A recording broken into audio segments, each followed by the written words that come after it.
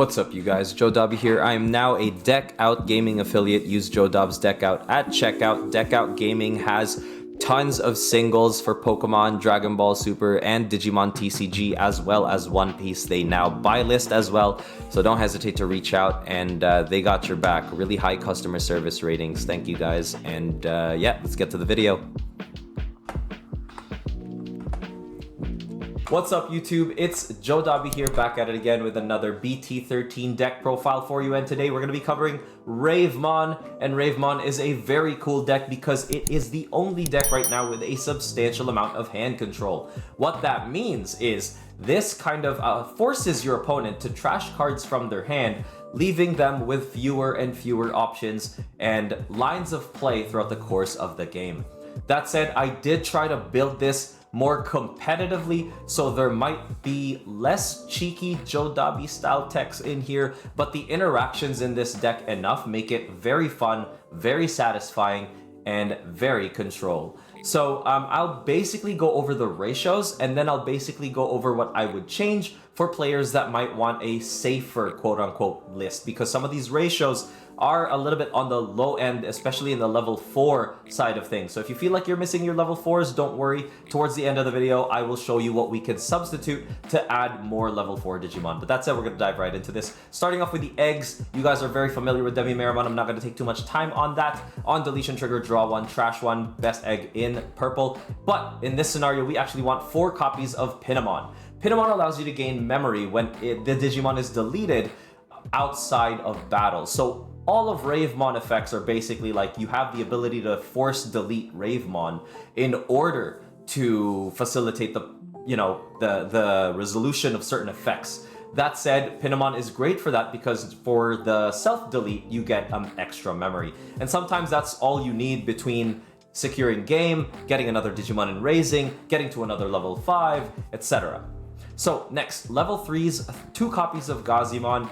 I'm iffy on the Gazimon. Some people in Japan, they run 4 copies of Psychmon, but honestly, the Gazimon and Psych debate, it's all about what your local meta looks like. If you feel that more people are playing memory boosts, memory gainers, etc., then you want Gazimon. If you feel like your meta hasn't changed and is still playing Merva, Hunters, and a lot of like Belphimon even, because they play Gizmon, anything that reduces play cost, then you're going to want to play more Psychmon. But in my opinion, I like the 2-2 split just so I'm ready for whatever situation, because at the end of the day, these guys are just going to stay on the board. Once they're there, they're going to stay there. I'm going to build my second stack, and I don't mind waiting, especially if I'm a little bit ahead in terms of what I see on the board. Next, we got the 4 copies of the BT13 Falcomon on play. One of your purple Digimon gains Retaliation. So this is a great combo with these floodgates, right? So essentially, you want your floodgates to swing into security when you feel like you don't need them anymore. Your opponent has gone high enough, they've swung at security but haven't deleted your floodgates, which is a rare occurrence. In this situation, if you're at 3, play Falcomon, have the floodgate retaliate, good to go, you remove a body, and you can go into a level 4 over this Falco. Chances are you'll be at 3 because Keenan is a memory setter. Well, one of the Keenans are.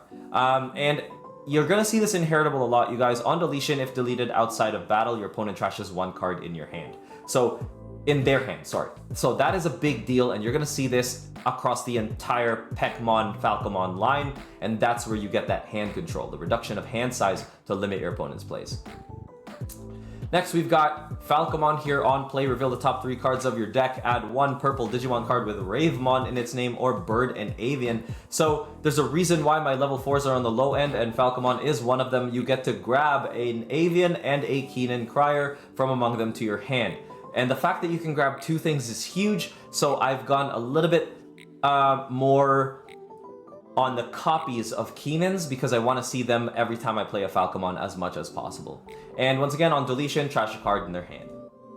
So level 4s here, we're running 4 copies of Pekmon Blocker. This is good for early game defense. You don't want your opponent to swing in too early, too quickly. You want to get into that Ravemon, limit your opponent's hand, get some security checks in, self-delete, bring back more Ravemon, etc., etc. And this blocker could potentially stop that opponent from getting too many checks in too early, leaving them with game through a hybrid or through some other form of victory. But that said, on deletion, once again, if deleted outside of battle, trash a card in their hand. So this is going to get crazy really quickly. Pekmon, when digivolving, if you don't have a Keenan Crier, you may play one Keenan Crier without paying the cost. So the Keenan that I would play always with this effect, in my opinion, is actually the 4-cost Memory Tamer. For 2 reasons. One, the earlier you play it, the more you are going to have 3 memory for the rest of the game. And 2, it is a 4-cost Tamer. It costs more than the 3-cost Keenan. So I'd rather play the 4-cost and then play the 3-cost later on, and you'll see why. There is a potential that 3-cost Keenan could actually just be a 2-cost. And that means, you know, if you drop 2 at 3 memory, you're putting your opponent at 1. So that's kind of the order of things that I would like to resolve. But once again, on deletion, deleted outside of battle, opponent trashes a card in their hand. It's getting crazy. So, Chromeon. So this is the BT13 Chromeon. This is a new one. When attacking, if you have a Tamer, this Digimon may digivolve into Ravemon from trash. That is a huge effect, you guys, and it pairs very well with cards like Analog Youth, because naturally, right, you'll be able to potentially trash Ravemon and pick up that Pekmon that you need, and you don't have to worry about it when you run it with that Analog Youth effect, because you're definitely going to want that Pekmon to advance board state of your next line, and this Digimon is guaranteed to pretty much go into Ravemon from the trash anyway, so you should be good on that front. That said, its inheritable is different this time. If deleted outside of battle, you may play one level 4 or lower purple Digimon card from your trash without paying the cost. This is kind of like the situation where you might want to wish you had more level 4 Digimon, but in which case I think you'd be fine, because once you get into that top stack and you're deleting that Ravemon, that level 4 is going to end up in trash anyway, and its on deletion effect will allow you to play that level 4 from trash, so you should be good to go. Just make sure you resolve things one at a time. So in a situation where I have Chromeon and Pekmon, I would resolve Pekmon's on deletion before Chromeon's.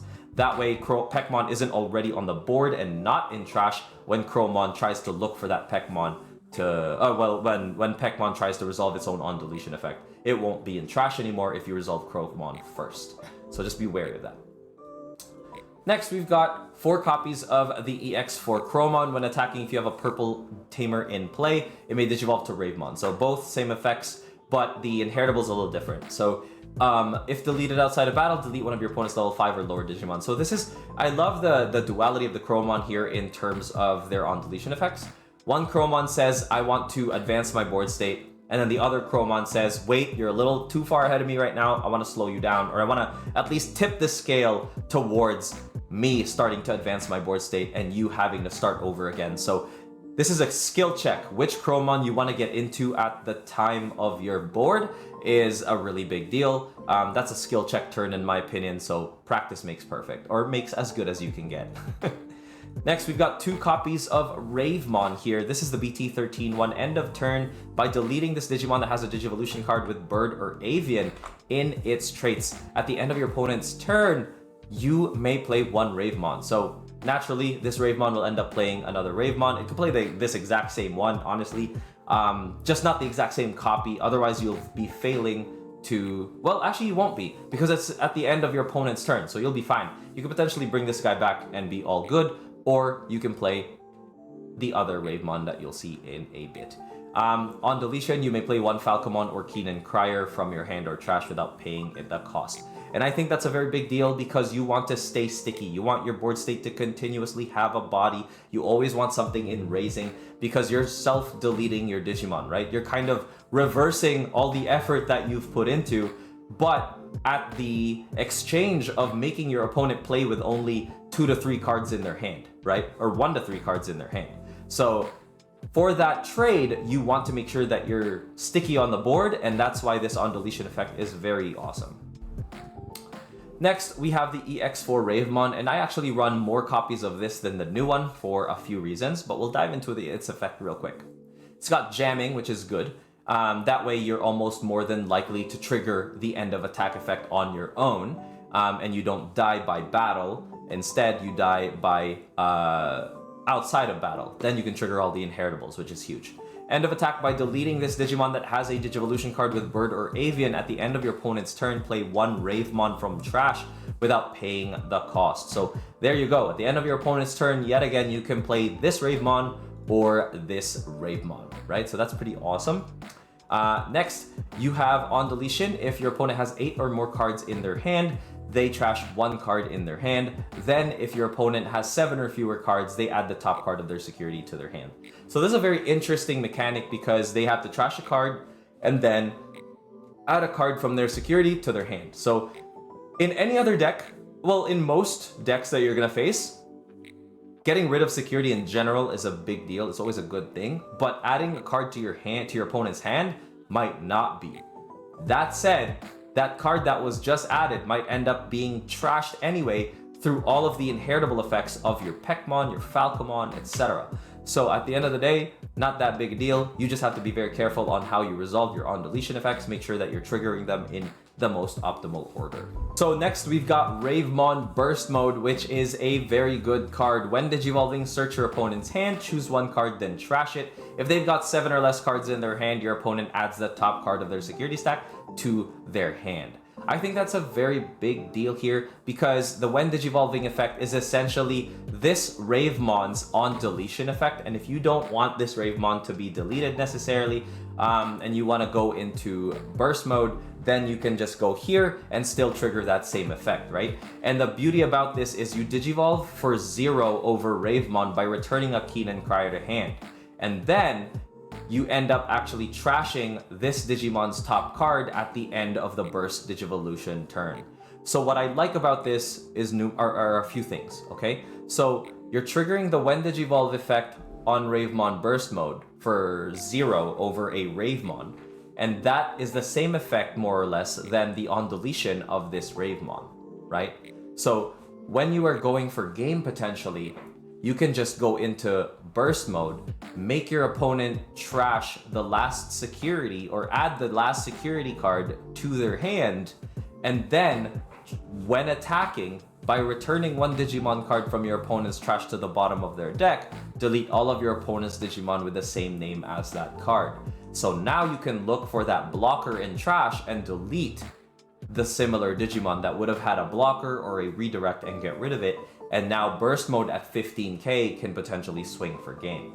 If you don't have game, a really cool thing here is you can trigger this attacking effect and then at the end of your turn, trash this Digimon's top card. So you effectively go back to the Ravemon with an on deletion effect, right? So if your opponent has to be forced to delete this Ravemon, for whatever reason, maybe, you know, they have 0 security, but they manage to block the burst mode, then you end your turn, and this Ravemon happens to be the one that's at the top now, they wouldn't want to use removal on it because then they'll be triggering all of the inheritables once more, which is a big deal. Like all the on deletion effects of Chromeon, Pekmon, Falcomon under this Digimon stack becomes a really big deal.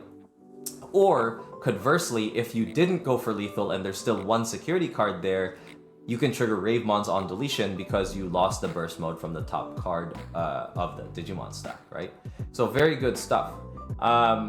But yeah, typically burst mode can either push the tempo towards your advantage or push for game because of that 0 cost to evo over Ravemon.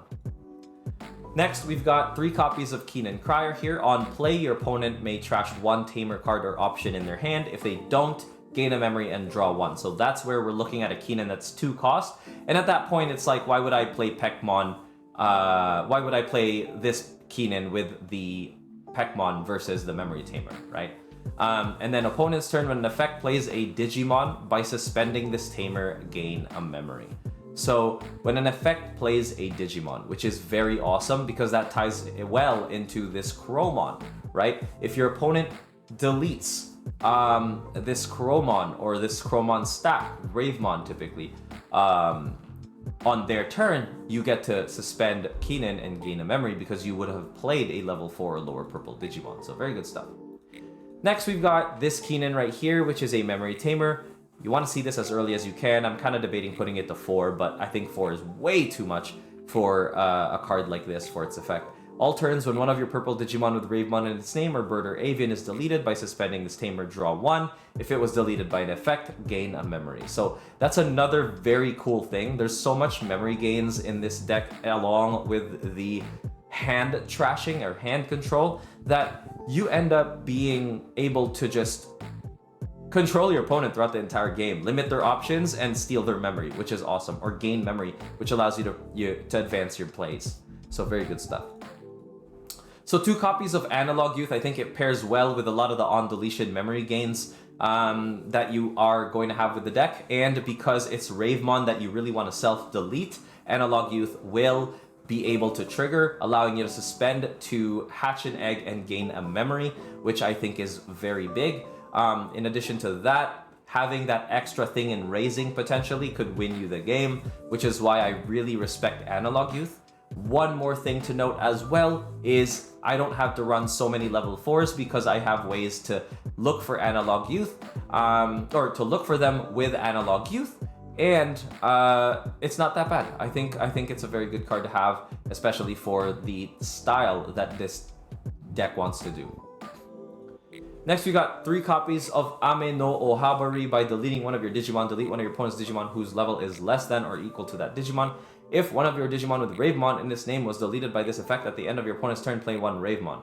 So very big deal, right? Because then you can delete level equal to or less than. So you can delete level 7 with Burst Mode, or you can delete a level 6 with Ravemon, and they both have Ravemon in their names, so you'll be able to play a Ravemon from trash without paying the cost at the end of your opponent's turn, which is a very big deal. And its security effect is also not half bad.